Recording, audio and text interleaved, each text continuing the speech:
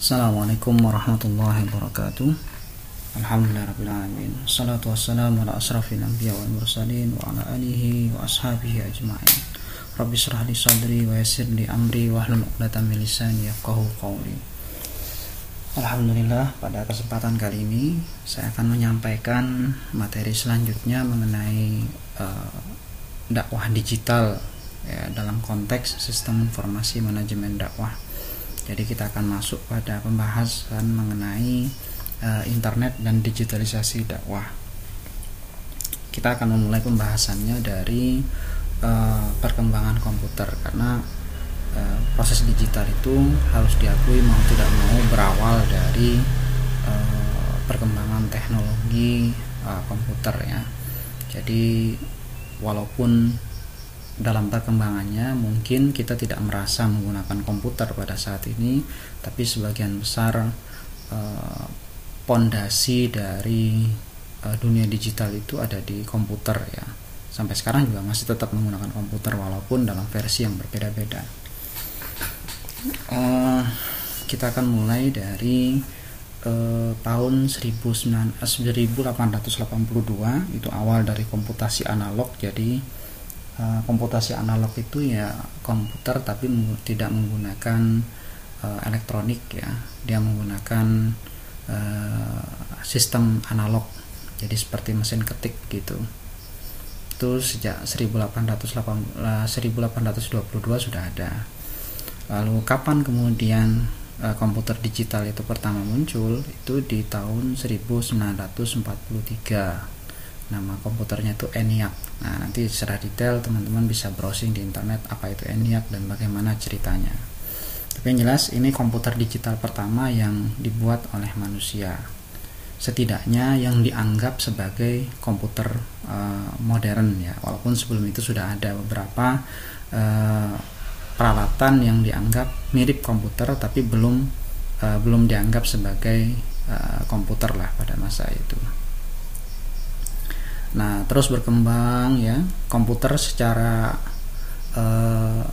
korporasi sudah banyak. Setelah ENIAC itu banyak berkembang di kampus-kampus, tapi belum menjadi komputer personal atau personal komputer seperti sekarang. Jadi sebelum era 1973, pada saat dimulainya era personal komputer itu sudah banyak berkembang, tetapi dimiliki oleh korporasi atau institusi. Jadi untuk bisa menjalankan komputer harus dimiliki oleh perusahaan karena bentuknya besar dan harganya mahal.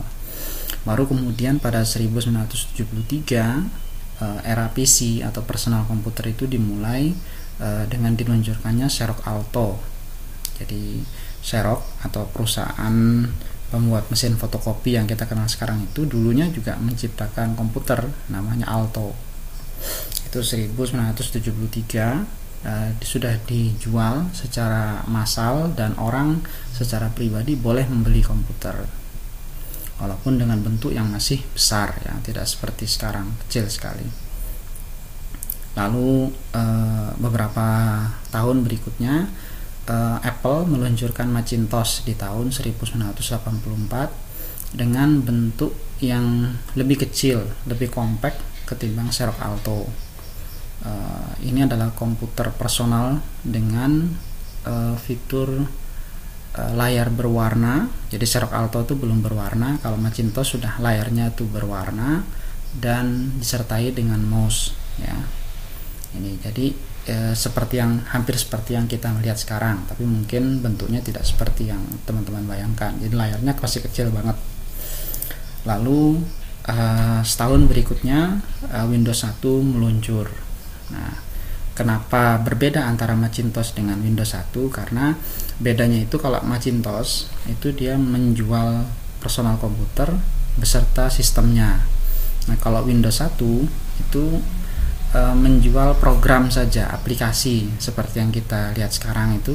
Windows itu ya Microsoft menjual Windows terpisah dari PC-nya, terpisah dari komputernya. Kalau Macintosh itu menjual sepaket. Nah, Windows 1 ini dijual mulai diluncurkan dan dijual pada tahun 1985 untuk bisa dijalankan di personal komputer yang dibuat oleh IBM dan beberapa yang lain. terus berkembang ya, lalu kemudian baru 1991 dianggap sebagai tonggak munculnya mobile computing. Jadi komputer yang bisa dibawa kemana-mana, seperti laptop sekarang itu mulai booming, mulai dijual secara massal itu pada tahun 1991. Tapi inovasi untuk membuatnya itu sudah lama, hanya saja kemudian mulai banyak digunakan oleh orang di tahun 1991, terus berkembang, lalu kemudian orang berpikir untuk bagaimana ini kalau kemudian dibuat lebih kecil gitu. Lalu kemudian smartphone itu 1996 mulai muncul. Dalam bentuknya ya tidak secanggih seperti sekarang, tapi sudah ada inisiasi untuk membuat komputer yang bisa dibawa kemana-mana dalam bentuk yang kompak di genggaman tangan, yang disertai dengan layanan data sehingga bisa mengakses email dan lain sebagainya. Terus berkembang, lalu kemudian muncul era big data. Jadi big data itu kalau teman-teman baru dengar sekarang, sebenarnya isu mengenai big data itu sudah lama, dari tahun 2005 sudah ada buku yang ditulis mengenai big data.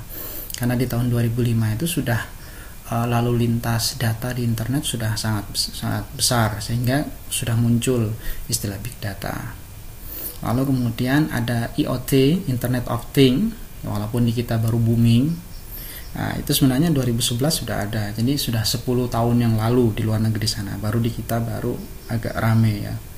Ini perkembangan komputer ya, perkembangan komputer secara umum. Nah, sekarang kita spesifik untuk bicara mengenai perkembangan internet, karena komputer tanpa internet itu tidak terlalu kompleks nanti. Karena internetlah sebenarnya yang kemudian menyebabkan peran komputer itu menjadi sangat kompleks dalam kehidupan sehari-hari kita saat ini. ARPANET dimulai dari ARPANET ya, ARPANET. Jadi teknologi internet itu dimulai di pengembangan ARPANET tahun 1969.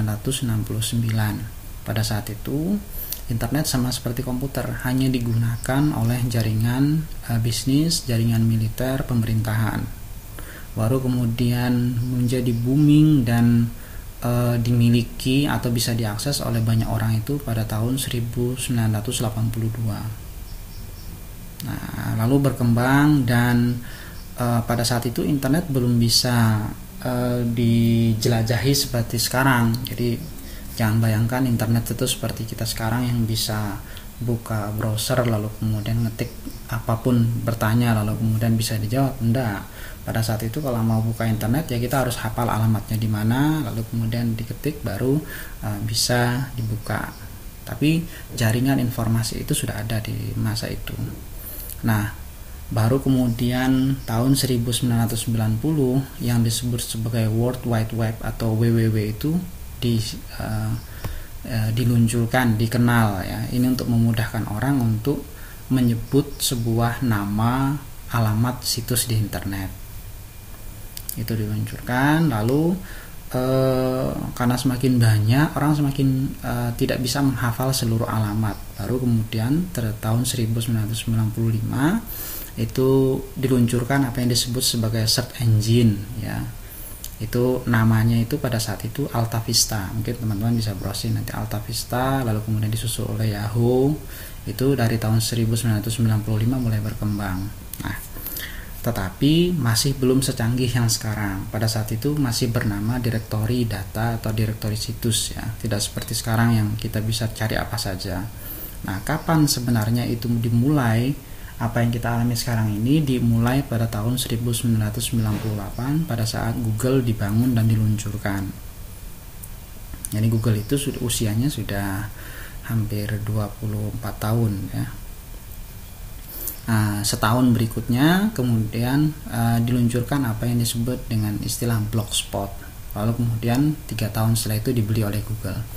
Nah, apa kemudian beda antara Google dengan kenapa Blogspot menjadi titik tonggak sendiri? Karena Blogspot ini adalah platform atau aplikasi untuk memberikan fasilitas bagi orang untuk bisa menulis dan mempublikasikan di internet secara masif Jadi sebelum itu kalau mau bikin tulisan di internet ya tidak bisa person to person. Pada saat itu ya yang bisa mempublikasikan di internet ya hanya media-media besar. Nah, orang-orang yang pribadi-pribadi yang ingin menulis di internet ya pada saat itu harus membangun sistem sendiri dan seterusnya, ribet lah. Baru menjadi mudah itu pada saat Blogspot diluncurkan, sehingga semua orang bisa mendaftar lalu kemudian menulis pikirannya, opininya di internet secara terbuka. Lalu beberapa tahun setelah itu 2001 medsos muncul, media sosial muncul. Tapi jangan bayangkan ini adalah Facebook tidak di tahun ini. Facebook itu lahir di tahun 2006. 2001 ini medsos pertama itu Friendster, lalu kemudian LinkedIn, Friendster, lalu kemudian ada MySpace. Itu muncul di situ, tapi kemudian perlahan berguguran pada saat kehadiran Facebook di tahun 2006.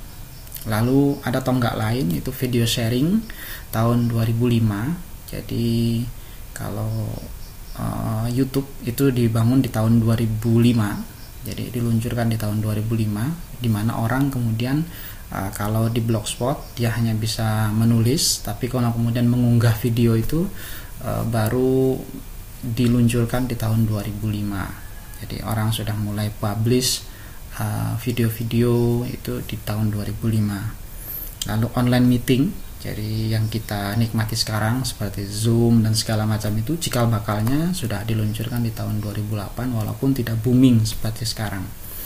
Jadi cukup panjang sebenarnya sejarah perkembangan internet dan akan terus berkembang sampai ke depannya. Nah, kenapa ini kemudian perlu saya sampaikan agar kita tahu bahwa apa yang kita alami saat ini itu sebenarnya merupakan produk dari evolusi yang cukup lama, ya, tidak ujuk-ujuk jadi. Nah, dengan semakin besarnya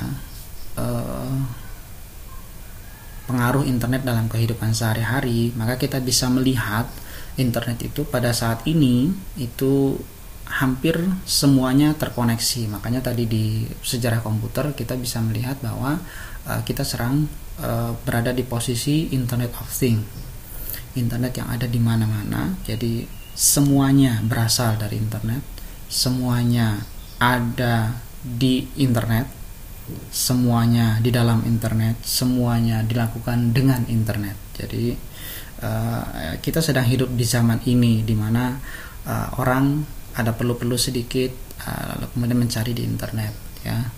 Ada perlu sedikit dia tulis di internet.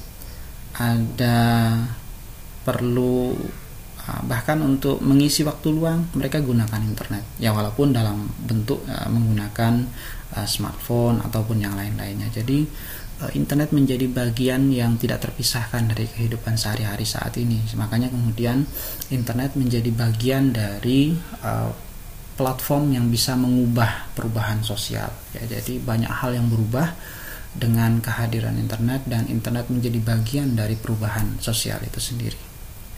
Nah, kenapa kita bahas ini? Karena sebenarnya dakwah itu adalah perubahan sosial. Jadi bagaimana kita mengubah, baik itu pribadi maupun masyarakat, menggunakan apapun yang sedang digunakan oleh masyarakat itu sendiri. Nah, tidak di era digital, di mana posisi kita? Nah, posisi kita ternyata ada di mana-mana. Setiap muslim setidaknya adalah dai atau kreator. Jadi semua muslim bisa menjadi pembuat, menjadi dai atau kreator dari dakwah pada era digital. Karena sekarang semua orang bisa meng-create sesuatu. Semua orang dengan bekal akun, bekal sebuah form registrasi bisa memproduksi konten dan kemudian dipublikasikan di internet. Tapi pada sisi yang lain, setiap muslim adalah mat'u. Jadi semua orang menjadi konsumen. Jadi mereka yang sudah profesional, sudah ahli, itu juga menikmati kehadiran internet, kehadiran dakwah di dunia, di era digital ini. Jadi semua orang adalah dai, semua orang adalah mat'u pada era ini. Lalu harus dicatat juga adalah setiap sistem adalah media dan metode dakwah. Jadi semua yang berkembang itu harus digunakan sebagai media dan metode berdakwah. Jadi semuanya, jadi entah itu Facebook, Instagram, TikTok dan segala macam, itu semua harus dimanfaatkan sebagai medium untuk melaksanakan kegiatan dakwah. Maka kita lihat kemudian di mana-mana konten itu bertebaran, ada di mana-mana. Lalu setiap topik adalah materi dakwah. Jadi apapun yang sedang apapun yang kita buat, apapun yang kita hasilkan, sebenarnya bisa digunakan sebagai materi dakwah di dalam era digital ini. Jadi sudah tidak ada batas lagi antara ini perlu atau tidak perlu. Kadang-kadang hal-hal yang tidak perlu menjadi perlu kalau kemudian itu digarap dengan baik, karena sekarang itu hal-hal kecil bisa menjadi booming, menjadi sesuatu yang viral hanya karena kemudian bisa jadi karena orang yang membuatnya, bisa jadi karena bentuknya, formatnya yang menarik sehingga menjadi diakses, diminati oleh banyak orang. Tetapi harus dicatat pada bagian terakhir adalah semua yang ada di internet itu memiliki dampak. Nah, tinggal kemudian kita mau mengarahkan apakah ini akan berdampak secara positif atau berdampak negatif. Itu harus menjadi catatan dalam proses kita melakukan kegiatan dakwah di era digital. Nah, bagaimana kemudian kita menjadi dai digital? Pertama yang harus dipahami adalah menjadi dai digital itu harus adaptif dengan perubahan teknologi. Kita harus mampu beradaptasi dengan perkembangan teknologi yang baru. Jadi hari ini mungkin kita sedang dengan TikTok, dengan Instagram dan lain sebagainya. Besok ketika muncul media baru, kita harus mengadaptasinya juga untuk kemudian menjadikan itu sebagai salah satu media berdakwah. Lalu yang kedua, sensitif terhadap isu yang berkembang. Jadi hal-hal kecil itu harus direspon dengan baik agar bisa diolah menjadi media dakwah yang baru dan berpengaruh terhadap orang-orang yang di dalam isu tersebut. Ya. Lalu kita juga dituntut sebagai dai di era digital ini kreatif menciptakan hal-hal baru yang menarik perhatian, menarik orang-orang untuk kemudian mengikuti apa yang kita buat tersebut. Tetapi jangan lupa bahwa hal terakhir ini yang menjadi penting, bahwa kita harus solutif, ya, harus berikan solusi terhadap berbagai masalah yang muncul dan berkembang di tengah-tengah masyarakat. Di mana kemudian media dakwah itu bisa kita lakukan? Banyak sekali. Tapi ini hanya sebatas beberapa catatan yang berkembang saat ini di dunia digital. Pertama ada weblog. Contohnya ya, ini ada Blogspot, WordPress, Medium, Grid.id dan lain sebagainya. Ini adalah media di mana kita mendaftar lalu kemudian punya akun di situ dan mempublikasikan tulisan, ide-ide kita di situ. Dalam tulisan, esai, opini ataupun lain sebagainya. Ya, biasanya tapi panjang ya. Kalau weblog itu panjang, tulisannya agak panjang. Lah yang kecil-kecil itu masuk dalam kategori microblog. Itu mungkin bentuknya seperti Twitter, Weibo ya. Facebook juga bisa masuk ke situ sebenarnya, karena kita sering juga melihat orang menulis cukup panjang ya. Jadi tidak hanya sepanjang status, tapi agak panjang dari itu. Microblog. Lalu ada social network ya. Jadi social network ini seperti Facebook, LinkedIn, Instagram dan lain sebagainya. Intinya bagaimana orang saling berteman, lalu kemudian dari pertemanan tersebut akan muncul jejaring hubungan sosial antara satu dengan yang lain, walaupun tidak mengenal awalnya, tapi bisa kenal di internet lewat sosial network. Lalu ada juga media sharing, mungkin YouTube, TikTok, Meetup dan lain sebagainya ya, banyak itu modelnya, di mana kita bisa membuat materi dalam bentuk video lalu kemudian di-share untuk kemudian dinikmati oleh banyak orang. Ada juga social forum. Social forum ini adalah platform atau aplikasi di mana kita kemudian bisa berdiskusi, kita bisa posting masalah di situ lalu kemudian diikuti oleh banyak orang berdiskusi, berbagai pendapat muncul, itu social forum. Lalu ada instant messaging seperti WhatsApp, Telegram, WeChat dan lain sebagainya.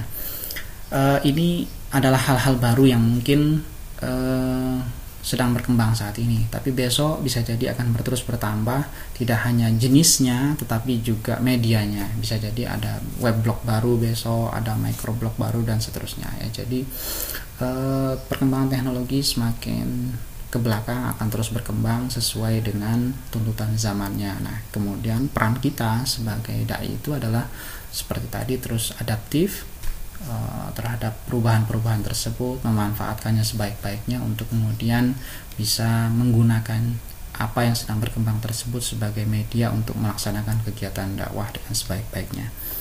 Demikian yang bisa saya sampaikan. Untuk penugasannya nanti teman-teman bisa lihat di Sikulon apa yang harus dilakukan ya. Mudah-mudahan ini bermanfaat bagi kita semua.